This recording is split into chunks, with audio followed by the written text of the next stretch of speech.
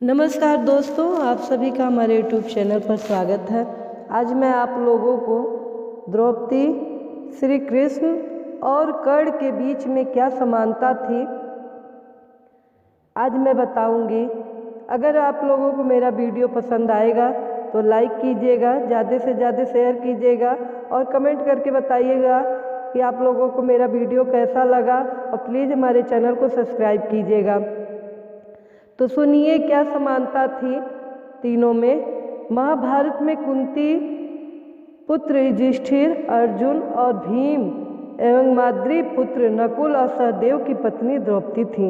राजा द्रुपद की बेटी द्रौपदी को पांचाली भी कहा जाता है। कुंती के एक और पुत्र कर्ण थे। कर्ण को कुंती ने विवाह पूर्व जन्म दिया था और एक नदी में बहा दिया था। अधिरथ नाम का एक रथी को कर्ण मिले और उन्होंने उसे पाला था। उस रथी की पत्नी का नाम राधे था, इसलिए कर्ण को राधे भी कहा जाता है।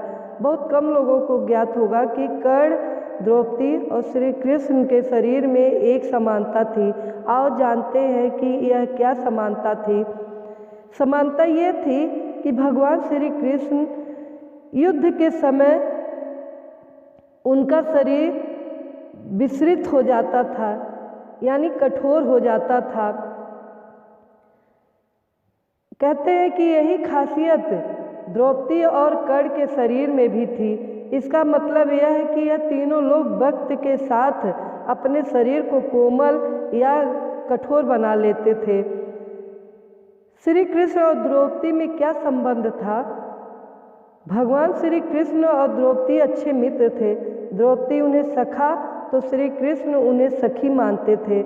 श्री कृष्ण ने द्रौपदी के हर संकट में साथ देकर अपनी दोस्ती का कर्तव्य निभाया था।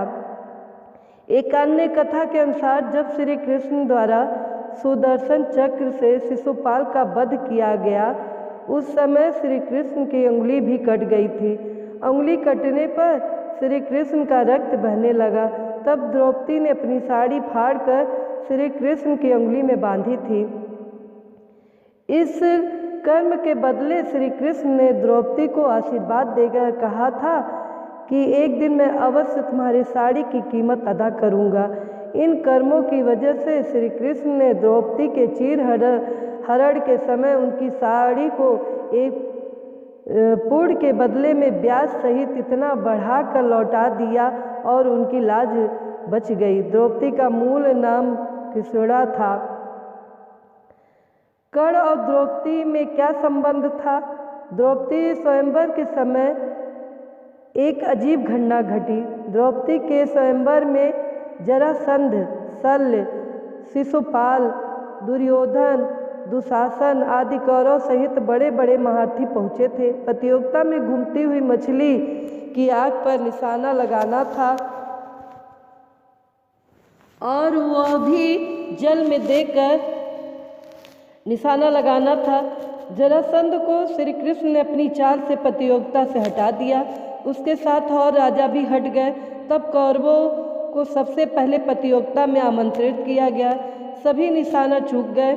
कौरवों के असफल होने पर दुर्योधन के परम मित्र कर्ण ने मछली को निशाना बनाने के लिए धनुष उठाया, किंतु उन्हें देखकर द्रौपदी बोल उठी, यह सूत पुत्र है, इसलिए मैं इसका वरण नहीं कर सकती।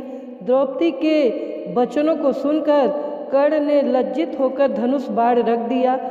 अब अर्जुन की बारी थी। अर्जुन ने लक्ष्य भेद दिया। कहते हैं कि द्रौपदी कर्ण से विवाह करना चाहती थी, लेकिन जब उसे पता चला कि कर्ण तो सूत पुत्र है तो उसने अपना इरादा बदल दिया।